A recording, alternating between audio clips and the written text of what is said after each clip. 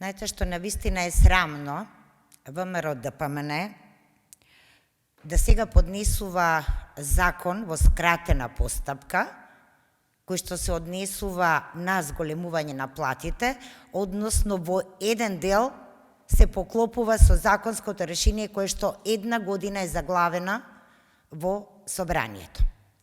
Тој закон кој што е поднесен пред една година, ВМРО ДПМН не дозволува да го види светлото на денот, односно не дозволуваат покрај изгласен дневен ред да се отпочне со точката.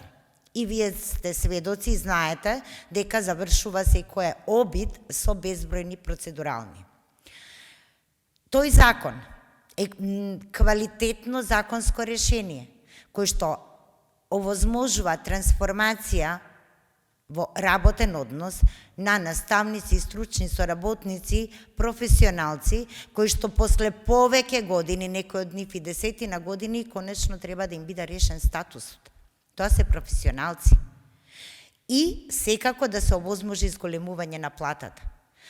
Само еден пример ќе ви дадам. Во ова е некаде околу 4700 луѓе се во прашање, кои што со години работат, некои од нив дури по десетина години. Па поставувам прашање, која е оправданоста за блокирање на овој закон и недозволување на трансформација на нивниот работен однос, односно да бидат во редовен работен однос, а не и да може да ги имаат сите права како секој вработен.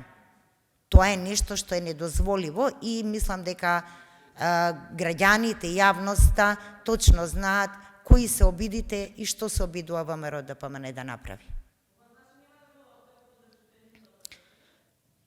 Апсолутно, нема зошто да го поддржиме. Прво, тоа не е целосно решение и ние веќе, како што кажав, имаме година дена законско квалитетно решение кое што трајно ќе го реши статусот на преку 4700 луѓе, професионалци. Благодарам.